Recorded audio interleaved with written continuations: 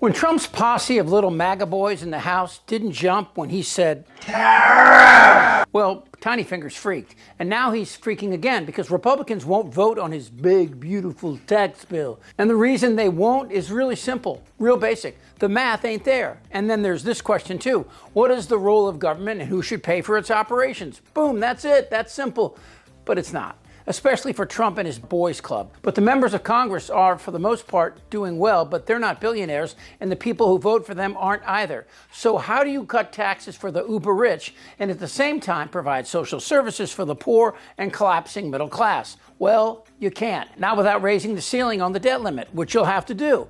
So Trump took to Truth Social and tweeted his anger at those few Republicans who won't vote the bill out of committee. Republicans must unite behind the one big, beautiful bill. Not only does it cut taxes for all Americans, but it will kick millions of illegal aliens off Medicaid to protect it for those who are the ones in real need. The country will suffer greatly without this legislation, with their taxes going up 65%. It will be blamed on the Democrats, but that doesn't help the voters. We don't need grandstanders in the Republican Party. Stop talking and get it done. It is time to fix the mess that Biden and the Democrats gave us. Thank you for your attention to this matter. One quick point, the illegal aliens, they pay billions into social services that they never get to use. How much do you think undocumented immigrants pay into the tax system every year? Zero? Nothing. No, probably nothing. Undocumented, I would guess zero. And why would they pay anything? My guess is nothing. Since they're undocumented, $0. $100. $100. 2022, they paid $96 billion into Social Security and Medicare, just undocumented. I really don't know what to say about it. 2022, they paid $96 billion into the Social Security Medicare system. It seems ludicrous that there would be that kind of money coming in. You are 100% right. Given everything we've heard, it sounds absurd. Okay, you should know that Trump lowered taxes for corporations back in 2018 from 35% to 21%, which cost the U.S. trillions in taxes, and the Democrats haven't had the votes to change it. But Trump does and wants to pay off his friends by lowering them even more. So what about that role of the government? Well, here's the skinny. The Republican tax bill looks very different depending on your income and, of course, your politics. For the 1% multimillionaires and billionaires, it gives a permanent extension and expansion of expiring tax cuts from back in 2017. I'm very rich. I don't need anybody's money. It's nice. I'm really rich. I'm the most successful person ever to run. And upper middle income households, they'll get permanent tax cut extensions too. They'll also get temporary tax cuts, including a larger standard deduction and child tax credit and targeted benefits for senior citizens and people receiving tips and overtime pay. But the poor, of which close to 40% of Americans now qualify, there is little for low-income people who aren't paying income taxes right now. Republicans call this combination a win-win-win, avoiding scheduled tax increases, putting money in taxpayers' pockets, and helping businesses invest. They're moving the legislation through the House committees this week, and they want to make it law by July the 4th. But the tariffs will affect prices and jobs at a lot of places, including the nation's largest private employer, Walmart. That alone should tell you something's f***ed up. I mean, if Walmart is the largest private employer and Walmart is talking about thousands of layoffs due to the 30% tariffs, what does that portend for the rest of the nation? Democrats are selling the bill as an unacceptable giveaway to the rich at the expense of most Americans. And what other way could you sell it? We are coordinating very closely with our House counterparts at the committee level, at the leadership level, and we know they have to get 218 votes. And so they're going to do what it takes to get it done in the House. And when it comes over here, we will be prepared for various contingencies, obviously one of which could be taking up the House bill and then offering a Senate substitute. But we'll see what ultimately they're able to get done.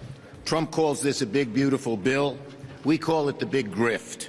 Greedy Republicans in favor of tycoons. The American people do not support this extreme and toxic bill, and we're going to hold every single House Republican who votes for it accountable. So here's the math. If you have the top 10% paying little to no taxes, you won't have money for the millions of people depending on Medicaid and nutrition assistance. And of course, the backdrop of Trump's higher tariffs will be changes that will weigh most on lower income households. So this isn't brain surgery. MAGA is ready to abandon social services for close to 120 million Americans so Jeff Bezos can have a $100 million wedding. I mean, you can't make it any simpler than that. But, and this fucking kills me, these poor people either voted for Trump or didn't vote at all. all. 90 million eligible voters didn't vote, and they were at or near the poverty level. We're in McDowell County, West Virginia, and this is coal country, mister. Or it was coal country. There probably isn't a place in America that's seen a bigger boom than bust than where we are right now. McDowell County is now the poorest place in the country. 82% of those people voted for Trump, and that's because MAGA is a grift. And that old saying is true. If you can't see the con, you're the mark. Well, bingo. You know, you don't have to like the words that come out of the man's mouth, but sometimes in life we all need a good paddling from the principal. Republicans and Democrats look at the same tax data and see totally different pictures. But what you need to focus on is the total dollar amount, which emphasizes how much wealthy people would save in comparison to everyone else. By one estimate, that's nearly $65,000 for the top 1% and about $1,000 for middle-income households. That top 1%, meanwhile, would see their average tax rate drop to 27% from 30%. That's a significant tax cut. And all Congress needs to do to fix this is simply let tax cuts expire for people at the top. The Joint Committee on Taxation, a nonpartisan group, released numbers illustrating that the middle 20% of households would see their average federal tax rate drop, where lowest income households, they would see an average federal tax increase, in part because they will lose tax credits that help pay for health insurance. Look, if this gives you a headache, that's the point. Republicans want you confused. They'll talk tax cuts till the cows come home, but the cuts are for people who don't need them. Billionaires like these ass-kissing tech bros. Corporations don't take these cuts and reinvest them or hire more people, as the bullshit trickle-down theory falsely claims. They'll take that money and buy back stock or pay CEOs and stockholders. Republicans know the truth, but they lie. And the few keeping Trump's bill off the House floor, they aren't noble men and women protecting the poor. They want even more cuts, and they're only afraid of cutting Medicaid because they can sense what's happening across America. Trump's grift about draining the swamp and making cuts to our country is a lie. They will cut Medicaid for the poor, after-school programs for the poor, welfare payments for the poor, school books and supplies for the poor, tax credits for the poor, and the terrorists, well, they'll make sure they stay poor. And after they do this to the poor, well, Republicans are zeroing in on your Social Security. It will be my objective to phase out Social Security, to pull it up by the roots and get rid of it. Here, baby.